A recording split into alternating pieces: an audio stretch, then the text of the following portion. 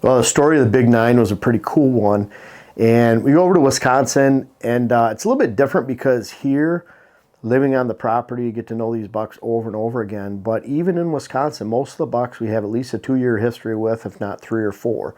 In the case of the Big Eight, we called them a while back. This is the 7th season. He's 7 years old, so it's a 4th season. I've really gotten to know him.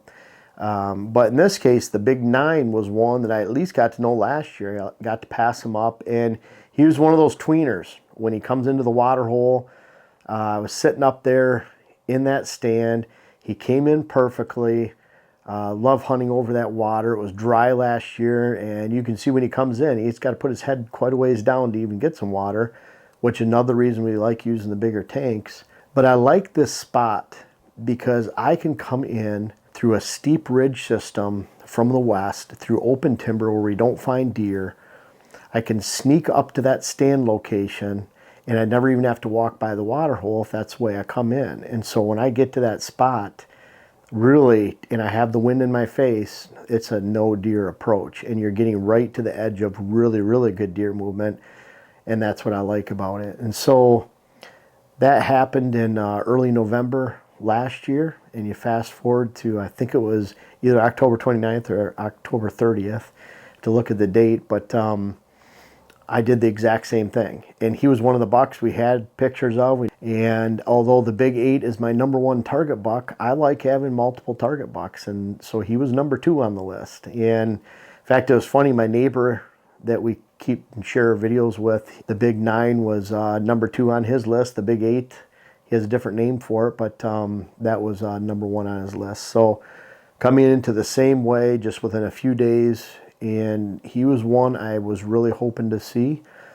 And when he came in, he was 15 yards away. I was able to stop him, and you'll see the rest that happens. But it was a really cool sit, really hard work getting in. I think it took about 45 minutes to go straight up that ridge.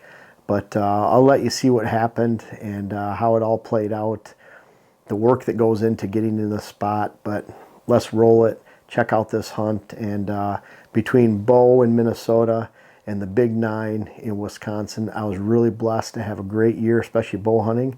And we'll try to bring to you in the future my hunt on public land in Pennsylvania. That was really cool too. So here you go. Well, this is our standard get ready area in Wisconsin here. We've been getting ready here for, oh boy, since 2013 in this spot. So a really long time. And I'm heading up the hill. I'm heading to the water hole where I filmed a couple bucks last year. One is the Big Nine. This year is Big 9 point and pretty heavy and tall. And the other one is Lowrider. That's what the neighbor calls them. So we'll go with that name too. And the other one's the Big 8. The Big 8 I never filmed. I actually missed him from this stand. In fact, I think my arrow's still stuck in the tree, about 10 feet high.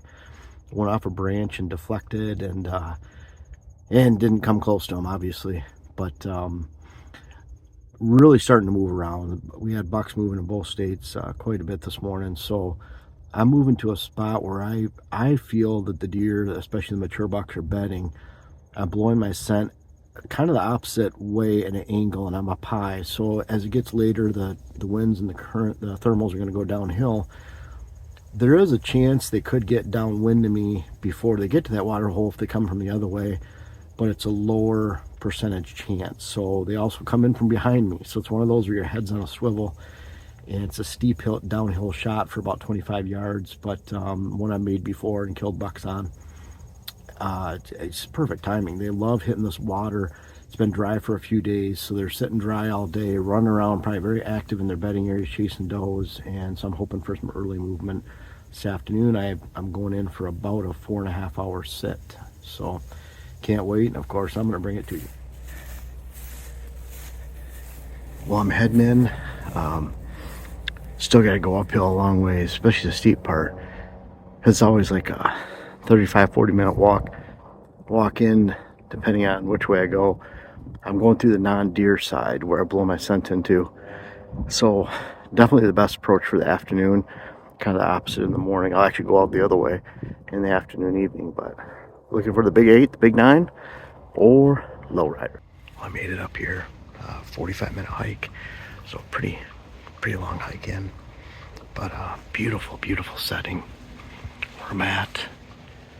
I'm really at the top of a bedding area. So the bucks tend to cruise up here high, or they come from a neighboring bedding area too to go through the water to go down to food. We have a cornfield down about 3/4 mile away too, but long hike in. But I always love this stand. And a cold, quiet sit. Jen saw a 3-year-old 8-point go by in Minnesota. But it's been a little quiet over here. We've seen him on the trail cams moving around here and there. One really heavy 4-year-old 8. I wouldn't mind seeing. Not that far away either, so I don't know, we'll see.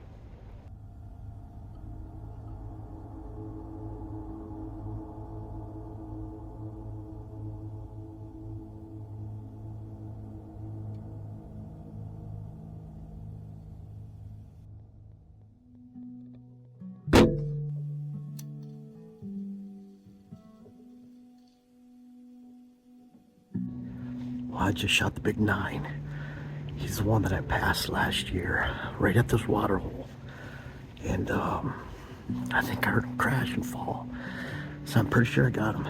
He came from the bedding area. I thought he might come. My knock is glowing down there. I see it was complete pass through. I felt really, really good on the shot. And he ran straight away.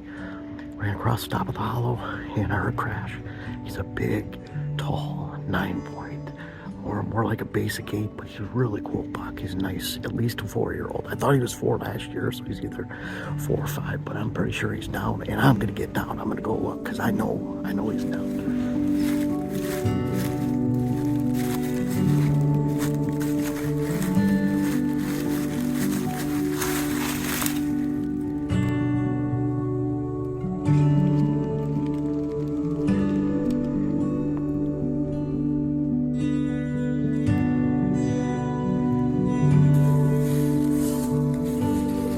Well, the story of the big 9's over. I filmed him coming into the water hole last year and passed him up. Thought he was either 3 or 4 then, and it makes him either 4 or 5 now.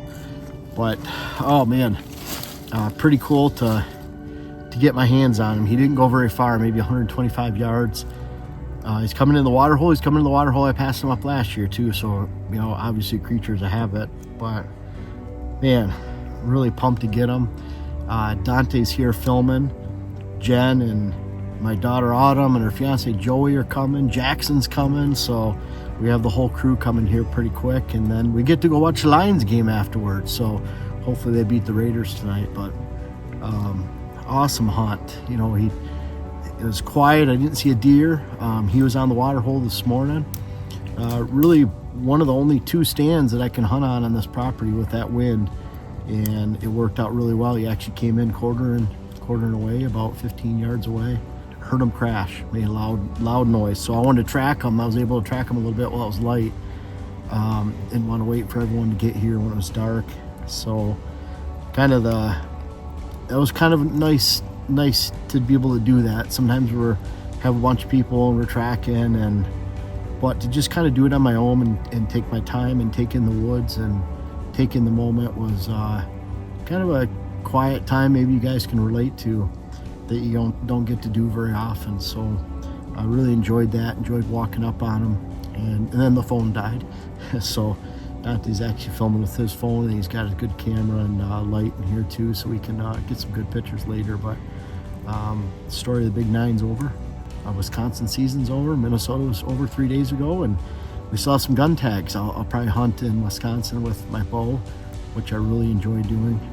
And then Minnesota, if it's legal. Vertical bow hasn't been legal during gun season. I think that's changed this year, but we'll see. I'll do the same with a bow there if it is. So anyways, appreciate you guys following along. I appreciate you guys watching the YouTube channel, but I don't know if everyone knows everything that we have to offer, whether it's on whitetailhabitatsolutions.com, our website, our WHS Wildlife Blends, our seed company. Also Instagram you can check out. I'm very active on Instagram, putting strategies on there, photos of what we do every day. Much more active there than Facebook.